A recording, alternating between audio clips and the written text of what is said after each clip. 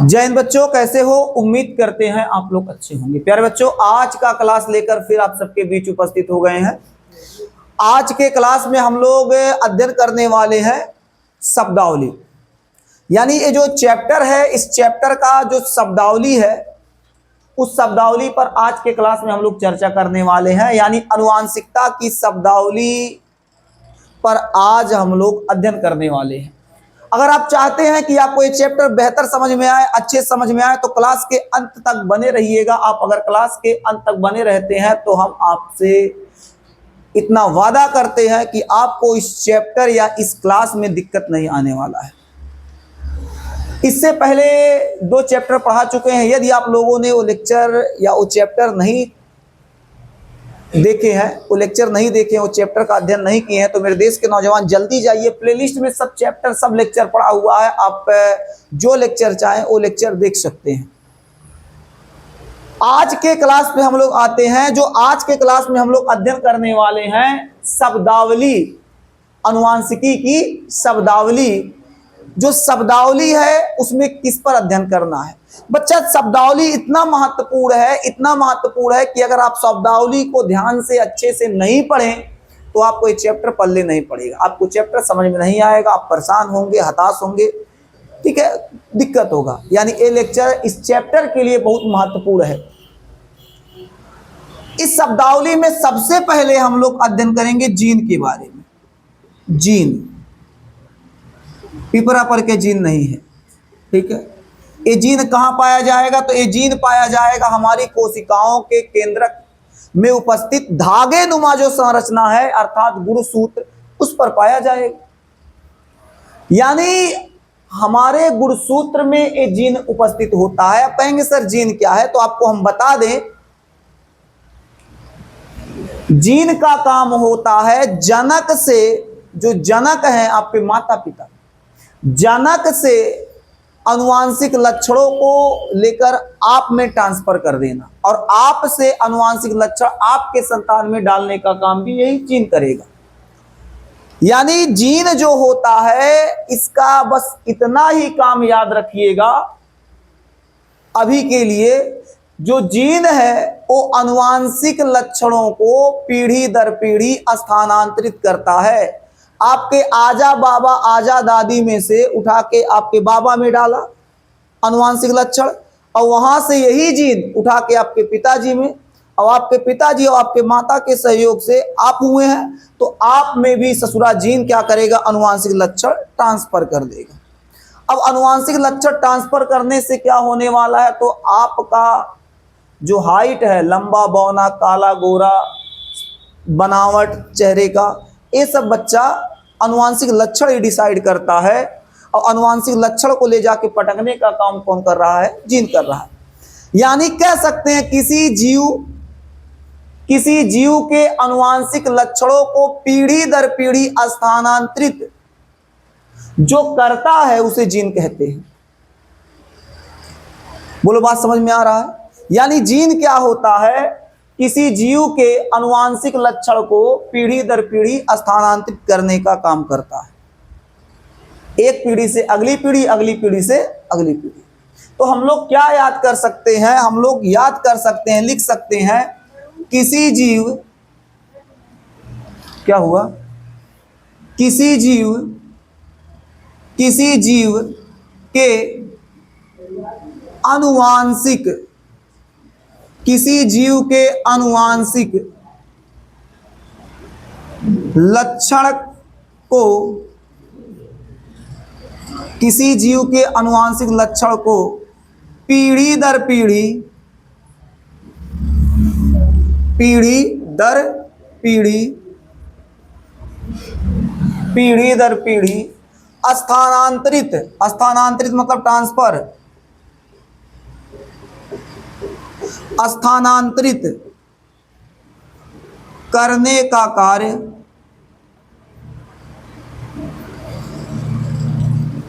Gene करता है। इस तरीके से आप याद रख सकते हैं, ठीक है, आप याद रख सकते हैं। यानी किसी जीव के आनुवांशिक लक्षण को पीढ़ी दर पीढ़ी स्थानांतरित अर्थात ट्रांसफर करने का कार्य कौन करता है? जीन करता है। जैसे हम हैं, हम तो हमारे माता पिता से जो लक्षण था हमारे में आया, लेके कौन आया? तो अपना जीन भाई साहब। हमारे और हमारी पत्नी से जो लक्षण होगा वो हमारे संतान में जाएगा, अभी जो भविष्य में आएगा। तो बच्चा, तो उसको ले जाने का काम कौन करेगा? जीन करेगा। तो वही बताया जा रहा है, किसी जीव के अनुवांशिक लक्षण को पीढ़ी दर पीढ़ी ट्रांसफर करने का कार्य कौन करता है? जीन। और जीन के बारे में सबसे पहले, जीन के बारे में सबसे पहले बताने वाले कौन है बच्चा? यानी जीन शब्द का प्रयोग, जीन शब्द का प्रयोग कौन किए? तो जॉनसन भाई साहब किए। अब जॉनसन, अभी ना कि जॉनसन बेबी पाउडर, ठीक है, पाउडर नहीं बच्चा है, जॉनसन नाम है। तो वैज्ञानिक जॉनसन ने क्या किया था? इनके बारे में बताया कि भाई साहब यही जीन है जो हमारी लक्षण को एक पीढ़ी से दूसरी पीढ़ी में क्या करता है? ट्रांसफर करता है। कितना बच्चों को यहां तक बात समझ में आ गई? एक बार हाथ ऊपर कर दो। बहुत अच्छे। अब जो जीन होता है, जो जीन होता है वो क्या हो सकता है बच्चा? वो कैपिटल टीटी हो सकता है और बच्चा स्मॉल टीटी हो सकता है। कैपिटल टी को हम लोग शुद्ध लंबा कहेंगे, इस ससुर बौना है। छोटका टी का जोड़ा रहेगा तो बौना है, बड़का टी का जोड़ा रहेगा तो लंबा है। यानी बच्चा लंबा और बौना, यानी कैपिटल टीटी स्मॉल टीटी का ये जो ग्रुप है इसे हम लोग क्या कहेंगे? जीन कहेंगे। लाइट चालू, ठीक है, क्या कहेंगे? जीन कहेंगे। समझ में आ गया? तो इतना बात समझ में आ गया। अच्छा, जीन शब्द का प्रयोग कौन किया था? जीन शब्द के बारे में बताया कौन था? तो आप लोग भी याद रखिएगा, ये सबसे कबूलवार है तो आप लोग भूत की तरह कबूलेंगे। हम सोखा, तू लोग का उजैती कर रहे हैं, ऐसे करेंगे उजैती। और जीन के बाद हम लोग समझेंगे एलील, युग्म विकल्पी, युग्म विकल्पी, युग्म विकल्पी को बच्चा एलील बोलते हैं। आप एलील याद रखेंगे तो बहुत अच्छा है, ठीक है। अब हम लोग समझने वाले हैं युग्म विकल्पी एलील्स। अब कहेंगे मास्टर एलील क्या होता है? ससुरा एक डाउट तो क्लियर हुआ जीन के बारे में कि जो ट्रांसफर कर रहा है वो जीन है, लक्षण ट्रांसफर करने वाला जीन है। एलील कहां से आ गया? तो बच्चा एलील जीन से ही जुड़ा हुआ है। अब कहेंगे कैसे? जैसे अगर कोई जीन है और उसके जीन के कई रूप हैं, ढेर कुल रूप हैं, एक से ज्यादा रूप हैं, तो उनके अलग अलग रूपों को एलील कहेंगे। कहेंगे मास्टर नहीं समझ में आया।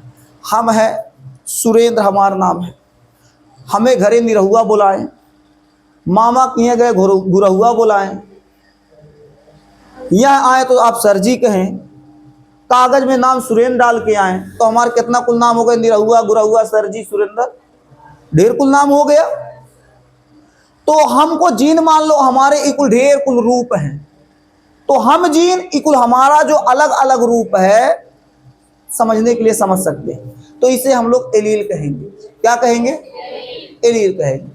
अभी ना कहे एलील, यानी एलील अलग अलग नाम होता, नाम नहीं उसका रूप है। अरे हमारा फोटोकॉपी 5-6 टू कर दो, सबका करके नाम अलग रखो, एलील। तो युग्म विकल्पी एलील क्या होता है? किसी जीन के विविध रूप, या कह सकते जीन के विविध रूपों को एलील कहते हैं। सिंपल सा क्या लिखेंगे? जीन के विविध रूप को एलील कहते हैं। क्या कहते हैं बच्चा? एलील्स कहते हैं। क्या हुआ? विविध, विविध मतलब विभिन्न, अलग अलग। हाँ, तो जीन के विविध रूप मतलब विभिन्न रूप को हम लोग क्या कहते हैं? एलील कहते हैं। अब कहेंगे जैसे मास्टर, जैसे हम कहें बच्चा एक बात बताओ, हम कहें टी, टी लिखे टी, तो टी को कैसे लिख सकते हैं? इसे बच्चा हम लोग स्मॉल टी और कैपिटल टी दोनों लिख सकते हैं। लिख सकते हैं कि नहीं? तो इस जीन के अलग अलग रूप हो गए, हो गए। हम लिखे बच्चा, हम कहे ए, हम कहे ए, हम कहें ए, तो बच्चा जब हम ए कहेंगे तो ए को हम लोग कैपिटल ए भी लिख सकते हैं, ए को हम लोग स्मॉल ए लिख सकते हैं, ए को ए डैश लिख सकते हैं, ए को स्मॉल ए डैश लिख सकते हैं। तो इसे ए का कई रूप हो गया। इस ए को हम लोग मान लेंगे जीन। क्या मान लेंगे? जीन। हाँ, इसके अलग अलग रूप बच्चा क्या हो जाएंगे? एलील्स हो जाएंगे, एलील्स। क्या बात समझ में आ गया? क्या बात समझ में आ गया बच्चा? तो किसी जीन के अलग अलग रूपों को, विविध रूपों को हम लोग क्या कहते हैं? एलील कहते हैं। क्या कहते हैं? एलील कहते हैं। क्या बात समझ में आ गया? जीन और एलील क्या आपको समझ में आ गया? बोलिए, आ गया समझ में? बहुत अच्छा। अगर आ गया तो नोट कीजिए, फिर आगे बताते हैं। नोट कीजिए।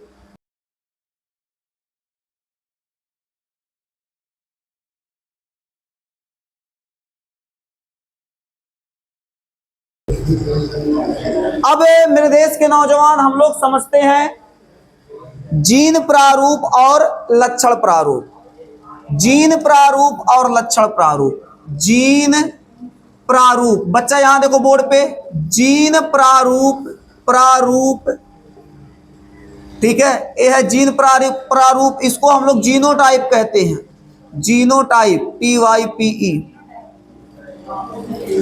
और लक्षण प्रारूप को, लक्षण प्रारूप को, लक्षण प्रारूप को फिनोटाइप, फिनोटाइप, ठीक है। Phenotype, genotype, phenotype. अब सबसे पहले जीनोटाइप फिनोटाइप को समझते हैं। जीनोटाइप फिनोटाइप, जीनोटाइप सबसे पहले समझते हैं। जीनोटाइप क्या होता? किसी जीव के आनुवांशिक संगठन को जीनोटाइप कहते हैं। क्या कह सकते हैं? किसी जीव, किसी जीव, किसी जीव, किसी जीव के आनुवांशिक संगठन, आनुवांशिक संगठन, आनुवांशिक संगठन, आनुवांशिक संगठन, किसी जीव के आनुवांशिक संगठन को जीनोटाइप कहते हैं। जीनोटाइप कहते हैं। आवाज नहीं, जीनोटाइप कहते हैं। जीनोटाइप कहते हैं, ठीक है। जीनोटाइप कहते हैं, ठीक है। किसी जीव के आनुवांशिक संगठन को जीनोटाइप कहेंगे। SP sir, SP sir, SP sir, किसी जीव के आनुवांशिक संगठन को जीनोटाइप कहते हैं। क्या कहते हैं? जीनोटाइप। अगर कोई जीव है, उसका जो आनुवांशिक संगठन है उसे हम लोग जीनोटाइप कहेंगे। कैसे जी? आनुवांशिक संगठन बाबू, जब क्या होता है, जो लक्षण प्रारूप होता है, उन सब का अलग अलग जो रूप होगा, जीन्स जो होगा, उसका संगठन हम लोग क्या कहेंगे? जीनोटाइप कहेंगे। कैसे? जीनोटाइप देखो, कैपिटल TT जीन है, बोलो। इसके अलावा बच्चा हम कह दें small TT, capital T, small T भी तो हो सकता है, हो सकता है। तो ये बच्चा आपके जीनोटाइप हो जाएंगे। बोलो, समझ में आ गया क्या? जीनोटाइप नाम देखो, जीनोटाइप, जीन के टाइप, जीन्स के टाइप, तो ये आपके हो जाएंगे जीनोटाइप। यानी किसी जीव के आनुवांशिक संगठन, आनुवांशिक संगठन तो यही है, यही है ना आनुवांशिक संगठन। किसी जीव के आनुवांशिक संगठन को जीनोटाइप कहेंगे। फिनोटाइप क्या होता है? फिनोटाइप क्या होता है? तो बच्चा फिनोटाइप में याद रखिए, किसी जीव के, किसी जीव के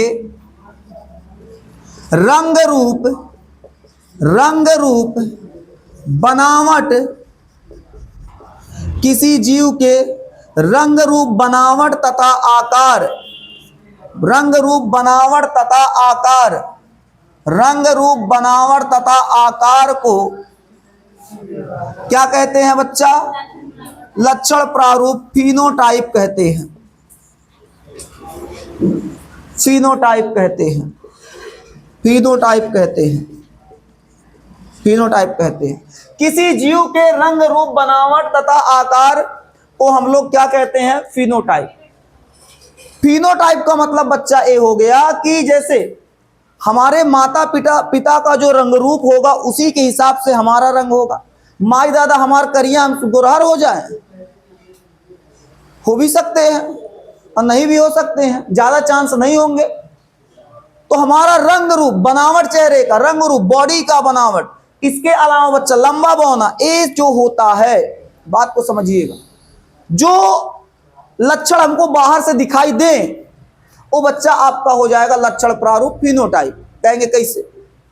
हम करिया हैं, मम्मी पापा का हमरे देखना हमरे तरह वो है, पापा का चेहरा हमारे तरह कुछ मिल रहा है, पापा के हाइट के आसपास हमारी भी हाइट है, मम्मी जैसे नकिया वैसे नकिया है, समझ में कुछ आ रहा है? तो ये हमारे क्या है? लक्षण है। तो हम लोग क्या कह सकते हैं, तो किसी जीव, चाहे आप हुए चाहे हम हो गए, तो हमारे अंदर या आपके अंदर जो रंग रूप, बनावट तथा उसका आकार जो होगा, लंबा बौना जो भी कह लीजिए, वो आपका किस में आ जाएगा? लक्षण प्रारूप में। हमारे अंदर जो लक्षण दिखेगा वो लक्षण प्रारूप में आ जाएगा। कितना लोग को समझ में आ गया? एक बार हाथ ऊपर कर दें। समझ में आ रहा है मुन्ना? पीछे वाले आप लोग को बाबू आ रहा है? हाँ, फिनोटाइप जीनोटाइप फिर बताएंगे, रुक जाइए, अभी अंतर बताते हैं। तो बच्चा किसी जीव के रंग रूप, बनावट तथा आकार को फिनोटाइप कहते हैं। हमारा रंग कैसा है, हमारा रूप कैसा है, हमारे शरीर की बनावट कैसा है, हमारा आकार कैसा है, ये जो चीजें होती हैं ये बच्चा किसके अंतर्गत आती हैं? फिनोटाइप के अंतर्गत, लक्षण प्रारूप के अंतर्गत। अब जीनोटाइप, फिनोटाइप, बात याद रखिएगा, जीनोटाइप और फिनोटाइप में अंतर क्या है? तो ससुरा पहला अंतर क्या है? इनमें अंतर अगर हम लोग देखें, क्या देखें? अंतर क्या देखने जा रहे हैं बच्चा? अंतर। किसमें अंतर? जीनोटाइप और फिनोटाइप। तो सबसे पहला अंतर तो बच्चा ये हो जाएगा, किसी जीव के अनुवांशिक संगठन को जीनोटाइप कहते हैं। इसमें आएंगे तो ये किसी जीव का अनुवांशिक संगठन नहीं होता है, ये किसी जीव का अनुवांशिक संगठन होता है। अरे भाई होता है, तो हम लोग पहला अंतर लिखेंगे, क्या लिखेंगे? ए किसी जीव का अनुवांशिक संगठन, ये समझ जाइएगा, अनुवांशिक संगठन होता है। जहां न समझ में आएगा मेरे देश के अच्छे बच्चे तुरंत पूछिएगा, मां कसम तुरंत बताऊंगा। यानी यही तो लिखवाए थे परिभाषा, किसी जीव के अनुवांशिक संगठन को, तो यानी ये अनुवांशिक संगठन होता है। तो ये क्या होगा? नहीं होता है। ये किसी जीव का अनुवांशिक संगठन नहीं होता, पूरा लिख लीजिएगा। अगर बात करें यहां, ये क्या होता है? किसी जीव के रंग रूप, बनावट, आकार को प्रदर्शित करता है। तो क्या लिखेंगे? ए रंग रूप, बनावट आदि को प्रदर्शित करता है। तो ए क्या होगा? नहीं करता है। ये करेगा? ए रंग रूप बनावट को प्रदर्शित नहीं करेगा, ए रंग रूप बनावट को प्रदर्शित करेगा। सब बताएंगे, परेशान ना होइए। जो जीनोटाइप होगा, कैपिटल टी टी देख के बताओ तो शरीर कौन और है? दिखाई दिया? नहीं दिया। स्मॉल टी टी अंदर जीन को देख पाओगे? देख पा रहे हो? नहीं। तो इसे नहीं देखा जा सकता है, इन्हें नहीं देखा जा सकता। यानी कह सकते हैं ए लक्षण नहीं दिखाई देते, या फिर लिख देते हैं नहीं दिख, यहाँ ए लक्षण नहीं दिखाई देते हैं। और इसमें क्या लिखेंगे? हम गोरा रह के करिया दिखाई दे रहा है कि नहीं, हम लंबा है कि बौना दिखाई दे रहा है कि नहीं, रंग रूप, आकार, बनावट, तो ये लक्षण दिखाई दे रहा है, तो यानी ये दिखाई देते हैं, दिखाई देते हैं। समझ जाएंगे ना? बोलो बच्चा, समझ जाएंगे ना? ये आपके दिखाई देते हैं, ठीक है, कोई दिक्कत? अब और अगर अंतर की बात करें हम लोग, और अंतर की बात करें जीनोटाइप और फिनोटाइप में, इनकी जो संरचना, किनकी? जीनोटाइप की, इनकी संरचना समान हो भी सकती है और नहीं भी हो सकती है। मतलब इनका जो संरचना है, स्ट्रक्चर है, वो समान हो सकता है और नहीं भी हो सकता। अंतर याद रखिएगा, इनकी संरचना समान हो भी सकता है और नहीं भी। जबकि इसमें आएंगे इसकी संरचना समान होता ही है, होता ही है, नहीं हो एक चांस नहीं है। इसकी संरचना समान हो भी सकता है और नहीं भी, इसकी संरचना समान होता है। ठीक है, ये है जीनोटाइप और फिनोटाइप, जीन प्रारूप, लक्षण प्रारूप। तो जीन प्रारूप से क्या निष्कर्ष निकला? एक किसी जीव के आनुवांशिक संगठन होता है, एक किसी जीव का आनुवांशिक संगठन होता है। ये क्या होता है? एक किसी जीव के रंग, रूप, आकार, बनावट इत्यादि को प्रदर्शित करता है। ठीक है, ये आनुवांशिक संगठन को प्रदर्शित करेगा, एक किसको प्रदर्शित करेगा? रंग, रूप, आकार, बनावट इत्यादि को प्रदर्शित कर। यहां तक नोट कीजिए, फिर आपको आगे हम बता दें।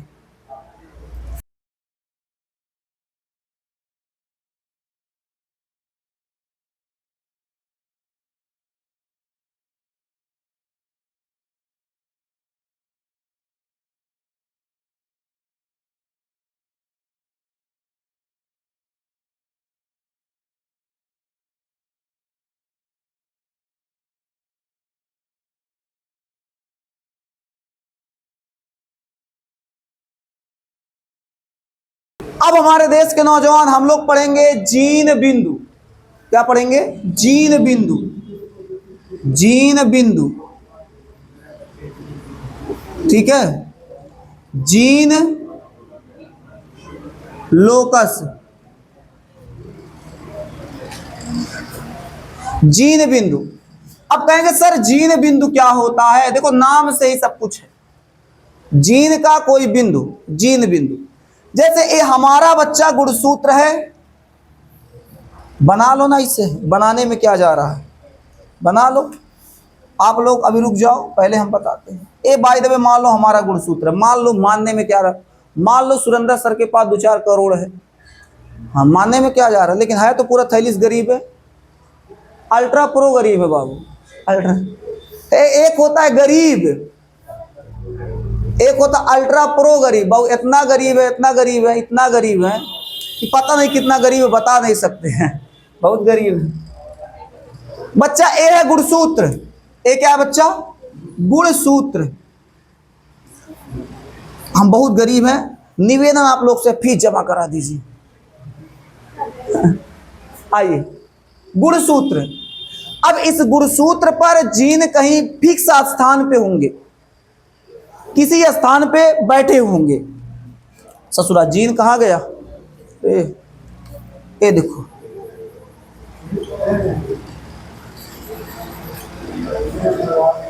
ये क्या है बच्चा?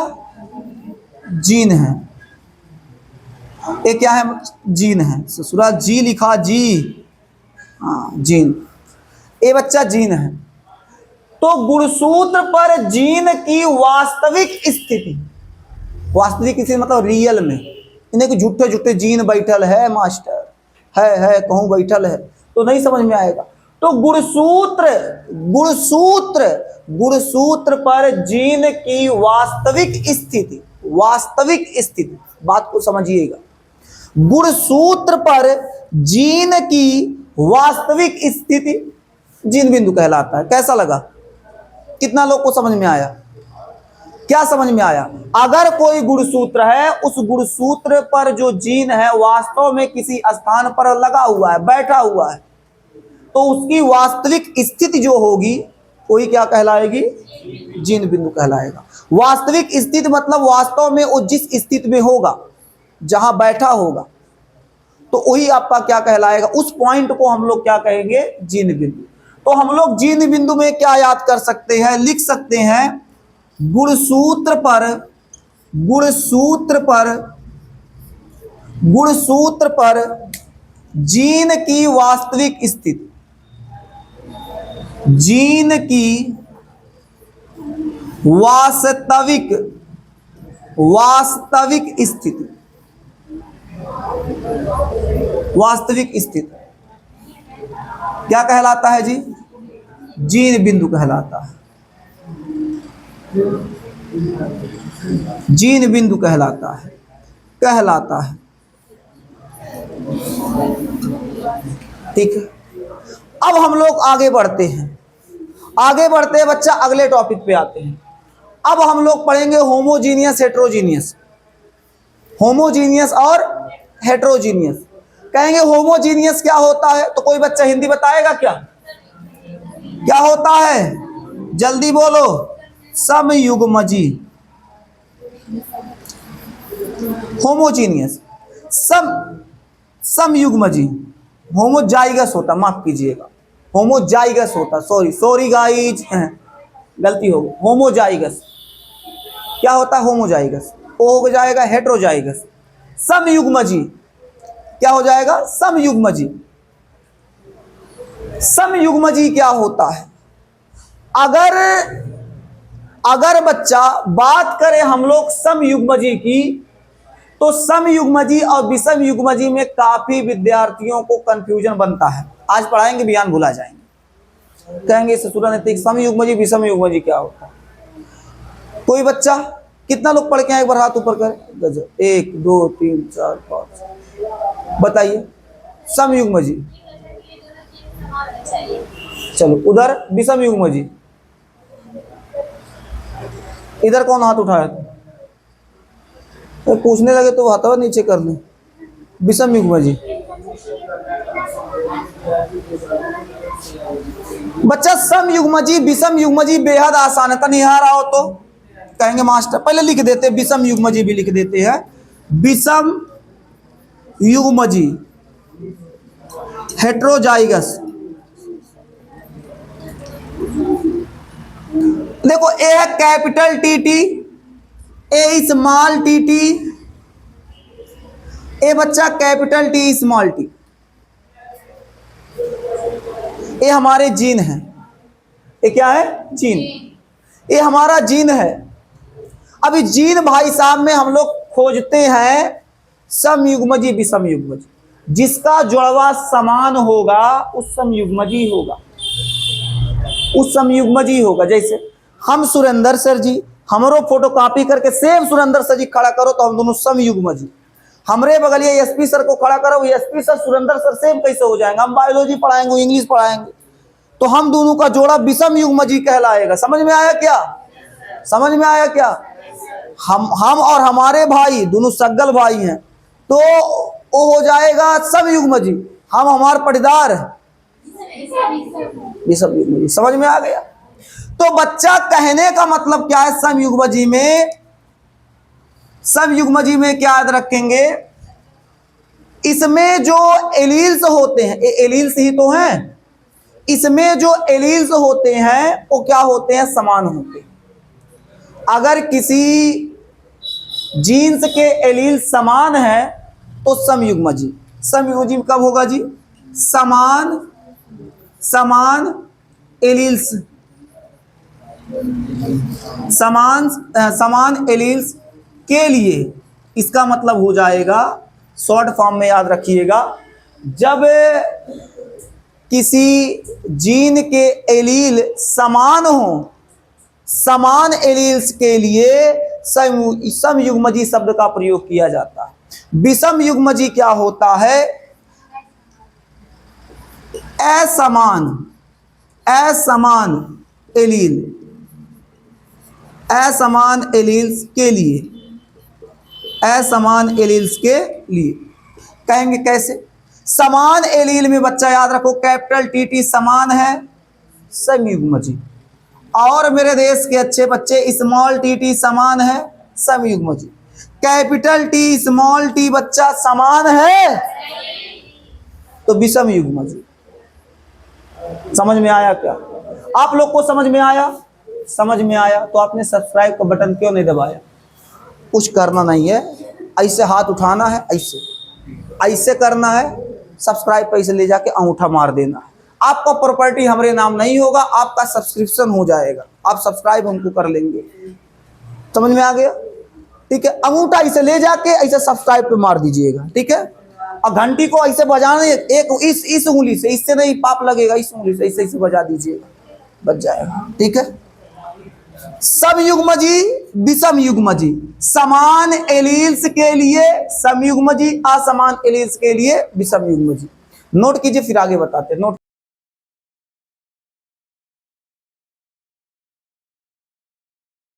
अब हम लोग पढ़ते हैं मेरे देश के अच्छे बच्चे लक्षण। अब हम लोग क्या पढ़ेंगे? लक्षण पढ़ेंगे। क्या पढ़ेंगे बच्चा? लक्षण। लक्षण क्या होता है इस पे थोड़ा ध्यान देते हैं। लक्षण क्या होता है? किसी जीव के आकार की संबंधी विशेषताओं को, किसी जीव के आकार की संबंधी विशेषता, बच्चा बताएंगे, कठिन नहीं है, बताएंगे। क्या लिखेंगे? किसी जीव के आकार की संबंधी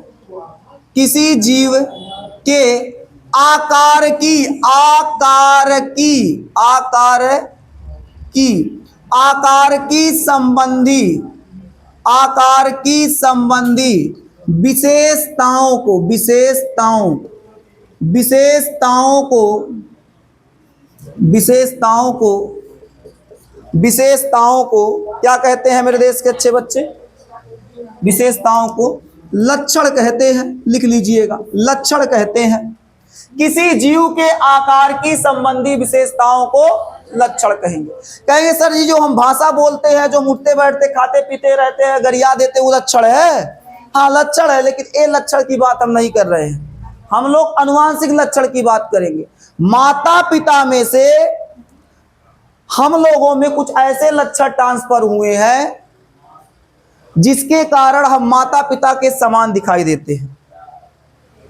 हम उस लक्षण की बात कर रहे हैं। माँ बाप का जो चेहरा है, उनके चेहरे से हमारा चेहरा मिल रहा है, एक अनुवांशिक लक्षण के कारण हम इस लक्षण की बात कर रहे हैं। तो लक्षण में हम लोग क्या करेंगे, क्या पढ़ेंगे कि किसी जीव के आकार की संबंधी विशेषता, आकार की मतलब बनावटी, जो हमारा स्ट्रक्चर बॉडी का है, उसकी विशेषताओं, उनकी विशेषताओं का अगर हम लोग कहीं अध्ययन करते हैं तो क्या कहते हैं, वो लक्षण के अंतर्गत। इस लक्षण को आप अनुवांशिक लक्षण भी कह सकते हैं। अनुवांशिक लक्षण यानी अनुवांशिक लक्षण में क्या आ जाएगा बच्चा? कोई बच्चा, एनी स्टूडेंट कुछ बताएंगे? डिफिनेशन नहीं, डिफिनेशन नहीं, आप लक्षण में कुछ बता देंगे। ऐसा कौन सा लक्षण है जो जनक में से आप में आ गया है? अभी थोड़ा देर पहले बताए थे रंग रूप आकार। हमार रंग गुरहर, अरे ससुराज मास्टर गुरहा गया। ये कैसे पाया? माता पिता से आया। मम्मी वेस्ट इंडीज की, पापा वेस्ट इंडीज के, तो लड़कवा कैसे गोरहर हो जाएगा? मम्मी पूरा करिया है, पापा पूरा करिया है, लड़का कैसे गोरहर होगा? तुम बताओ। चांस बहुत कम है, ना के बराबर आप मान सकते हो। तो बच्चा रंग रूप आकार शारीरिक बनावट अकिया नकिया ये जो मिल रहा है, ये सब किसका देन है? लक्षण। तो वही बताया गया, किसी जीव के आकार की संबंधी विशेषताओं को लक्षण कहते हैं। समझ में आया? किसी जीव के आकार की संबंधी विशेषताओं को लक्षण कहते हैं। ठीक, अब हम लोग लक्षण के बाद क्या पढ़ेंगे बच्चा? अगला, हाँ क्या दिक्कत है? हाँ बोलिए।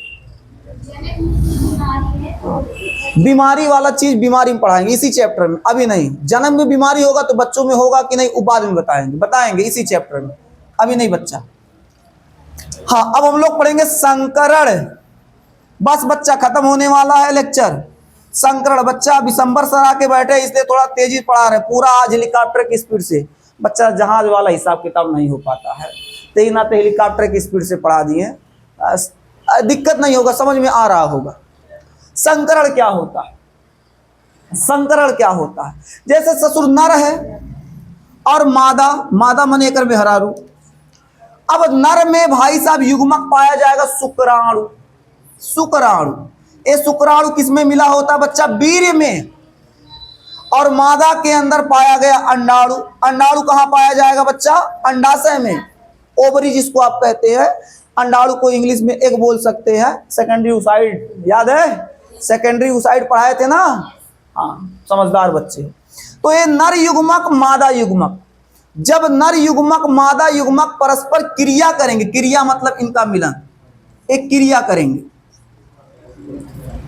जब नर युग्मक मादा युग्मक क्रिया करते तो उनके क्रिया के प्रोसेस को ही हम लोग संकरण कहते हैं। इसी क्रिया को हम लोग क्या कहते हैं? संकरण कहते हैं। क्या कहते हैं बच्चा? संकरण। क्रॉस अंग्रेजी में बोलते हैं, क्रॉस, संकरण कहते हैं।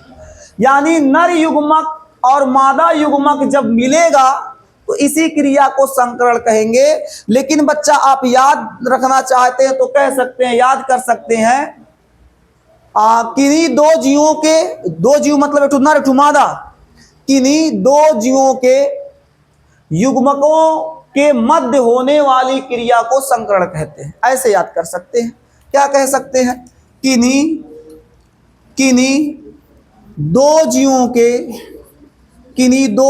के मध्य होने वाली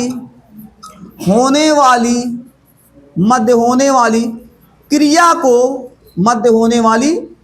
किन्हीं दो जीवों के मध्य होने वाली, अरे गड़बड़ हो गया, किन्हीं दो जीवों के युग्मकों के मध्य, बच्चा बताए सही थे, जल्दी जल्दी भी गड़बड़ हो जाता है। किन्हीं दो जीवों के युग्मकों, हाँ वाह मास्टर, याद आ गया, युग्मकों के मध्य होने वाली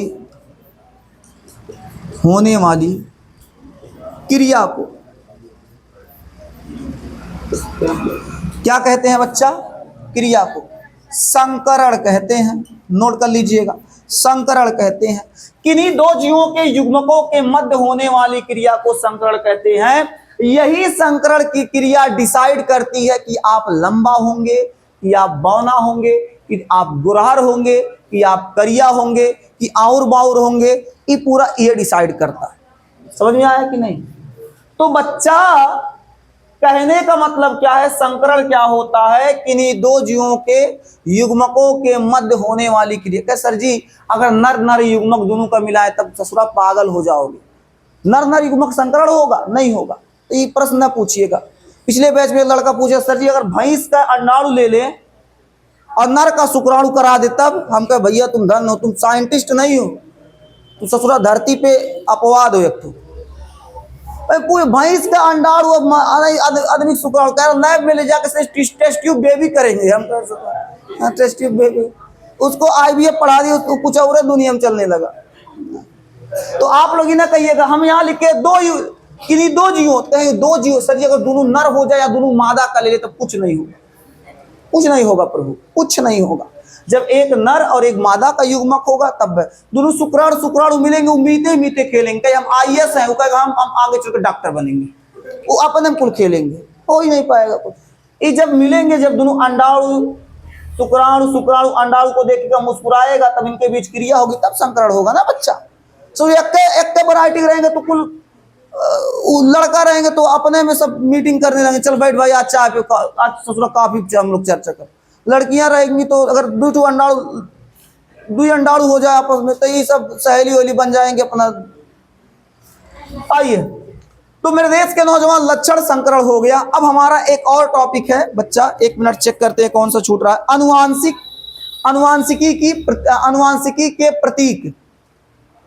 अनुवांशिकी के प्रतीक जिसको हम लोग सिंबल बोलते हैं। क्या बच्चा? ये बच्चा जो संकरण है, संकरण में जो आएगा एक संकरण, दो संकरण, इसी में आएगा, आगे पढ़ाएंगे।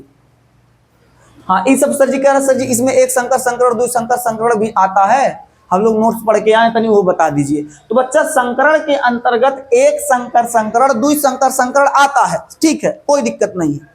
तो जो एक संकरण दो संकरण है उसको आगे पढ़ाएंगे, यहां नहीं पढ़ाएंगे, ठीक है ना, आगे। अब हम लोग इसके सिंबल देखते हैं, प्रतीक। किसके प्रतीक बच्चा? अनुवांशिकी के प्रतीक पे बात करते। देखो जब मेंडल मटर के पौधे पर अध्ययन कर रहे थे, तो मेंडल भाऊ मटर के पौधे पे अध्ययन मास्टर कैसे कर रहा था? मेंडल भैया कैसे कर रहे थे? मेंडल बाबा बुढ़ा गए होंगे, हड्डी उड्डी हम लोग के आजा बाबा का जमाना। जिंदा कैसे होंगे वो? कैसे जिंदा है? ये सबका देख लीजिए। हाँ ये देखो इनका प्रश्न देखिए, कैसे थे सर? इंसान जैसे हम लोग वैसे थे। हाँ वही मेंडल है जो नोट्स में लगा हुआ है ऊपर कवर पे। हाँ वही है, देख लो। हाँ हुए गधा। आओ प्रतीक, सिंबल। सिंबल पे बात करते हैं, अनुवांशिकी के प्रतीक। जब मेंडल मटर के पौधे पे प्रयोग कर रहे थे, कहेंगे कैसे कर रहे थे, तो बाबू इसी चैप्टर में आगे बताएंगे, अभी यहाँ प्रतीक बता दो। सर जी मटर के पौधे प्रयोग कैसे चल रहा, तो चल ही रहा था, जब बताएंगे कैसे प्रयोग किए थे, प्रयोग किए थे तो रिजल्ट क्या निकला था, क्या कठिनाई आया था, निष्कर्ष क्या निकला, कुल पढ़ाएंगे। अभी प्रतीक पढ़ाएंगे। अनुवांशिकी के प्रतीक में जब मेंडल मटर के पौधे पर प्रयोग कर रहे थे, तो मटर के पौधे के प्रयोग के दौरान मेंडल कुछ पीढ़ियों को लिए, लगभग 7 पीढ़ियों पर उन्होंने अच्छे से अध्ययन किया, और भी कई वैरायटी पर अध्ययन किए, कई पीढ़ियों पर अध्ययन किए, अलग अलग नस्लों पर अध्ययन किया गया। तो जब मेंडल अध्ययन कर रहे थे, उस समय जो सबसे पुरनकी पीढ़ी थी, पहली की पीढ़ी, जैसे आजा बाबा के ऊपर अध्ययन किए तो उसको पैतृक पीढ़ी कह दीजिए। उसके बाद बाबा के बाद, आजा बाबा के बाद बाबा आए तो उसको यपवन पीढ़ी, प्रथम पीढ़ी। उसके बाद पिताजी वाली पीढ़ी, द्वितीय पीढ़ी, हमार पीढ़ी, तृतीय पीढ़ी, हमारे बाद जो पीढ़ी आएगा चौथी पीढ़ी। तो बच्चा F4, तो मेरे देश के नौजवान, जो सबसे पुरानी पीढ़ी थी, जो सबसे पहले पीढ़ी लिए थे, सबसे पुरानी पीढ़ी को इन्होंने P1 कहा। P1 मतलब पैतृक पीढ़ी। पैतृक मतलब क्या होता बच्चा, पुरानी, सबसे पहले की पीढ़ी, जहां से आपको याद हुआ आपके लिए पहले की पीढ़ी हो जाएगा। कहेगा सर जी हमार 10 पीढ़ी के नाम बताओ, तो हम कैसे बता सकते जो अपने नहीं याद है, हम कैसे बता सकते। तो जो पहली की पीढ़ी आप पकड़ेंगे, मेंडल ने जो सबसे पहली पीढ़ी पकड़ा, उसे उन्होंने पैतृक पीढ़ी P1 कहा। इस पीढ़ी के बाद जो एक संतान हुए, दूसर की पीढ़ी, उसे इन्होंने F1 कहा, इसे P1 कहा। इन्होंने पैतृक पीढ़ी को इन्होंने P1 कह दिया। F1 बोले हैं क्या इसको? अच्छा, हमको लगा ऐसा तब कह दिए। पैतृक पीढ़ी को इन्होंने P1 कहा, इसके बाद की पीढ़ी को F1 कहा, इसके बाद की पीढ़ी को इन्होंने F2 कहा, इसके बाद की पीढ़ी को इन्होंने F3 कहा। ये इनका सिंबल था, प्रतीक था। कहेंगे सर जी इसको थोड़ा अच्छे समझाइए, थोड़ा सा स्पष्ट हो जाए। हम कहे बच्चा बाबा से पकड़ो पीढ़ी, बाबा को मान लेते हैं P1, पैतृक पीढ़ी, तो बाबा के बाद किसका नंबर आएगा? पिताजी का। पिताजी का क्यों बच्चा? तो पिताजी का पीढ़ी F1 पीढ़ी हो गया। उसके बाद किसका आएगा? आपका। तो आप खुश हो रहे हैं, अरे गधा कितना अच्छा लग रहा, हमार पीढ़ी। अभी पहले पढ़ाई करो, मेहरारू रोटी नहीं पाएगी, भाग जाएगी, ये जान लेना। हाँ, मैंने हम सिर्फ आपकी पीढ़ी की बात की तो मस्त, अरे हमार पीढ़ी, अरे अभी इंटर में हो, अभी ब्याह नहीं होगा, अभी टाइम है। पीछे बैठ के सब मुस्कुरा रहे हैं। F2 पीढ़ी, तो आपकी जो पीढ़ी होगी, आपके बाद जो पीढ़ी आएगी F3 पीढ़ी। हम अपने ऊपर अगर लें तो हमारे बाबा P1 पीढ़ी, पैतृक पीढ़ी, हमारे पिताजी F1 पीढ़ी, हम जो हैं F2 पीढ़ी, हमार जो लड़का होगा F3 पीढ़ी। तो इन्होंने इन पीढ़ियों को इस कैटेगरी में बांट दिया। किन्होंने? मेंडल बाबा, मेंडल जी ने। ठीक, तो P1 भाई साहब, गांव समाज में इज्जत से नाम लिया जाता है। गांव में जो बुजुर्ग लोग हमको बाबा कहेंगे, चाचा भी कहेंगे, दादाजी, काका, मौसा, नहीं गड़बड़ा जाएगा। चाचा लोग तुम्हारे को कहवाते होंगे कि बेटा मौसा कहो, मौसा। चलो ये बाबा हैं, बाबा। तो जो पहली पीढ़ी P1, उसके बाद की पीढ़ी F1, उसके बाद की पीढ़ी F2, उसके बाद की पीढ़ी F3। ये बच्चा अनुवांशिकी की सबसे महत्वपूर्ण शब्दावली में से आपको कुछ शब्दावली पढ़ा दी। ईमानदारी से आप बताइएगा कि आपको ये क्लास कैसा लगा और आपको ये क्या समझ में आ गया। यदि आपको समझ में आ गया तो बहुत अच्छा है। मेरे देश के नौजवान अच्छे से पढ़िए, मेहनत से पढ़िए और पढ़ाई करते रहिए ताकि आपका रिजल्ट बहुत बेहतर आए। और आज के लिए बस इतना ही, फिर मिलते हैं आपसे अगले क्लास में। उससे पहले रुको जरा, रुको बता रहे हैं। पढ़ाई को बेहतर करते रहिए, अच्छे से करते रहिए ताकि आपके पढ़ाई में कोई बाधा ना आने पाए। अगर कोई बाधा आता है तो उसको हटाइए और फिर से लग जाइए अपने शेड्यूल पर। स्वस्थ रहिए, मस्त रहिए, पढ़ाई करते रहिए। फिर मिलते हैं आपसे अगले क्लास में, तब तक के लिए जय हिंद।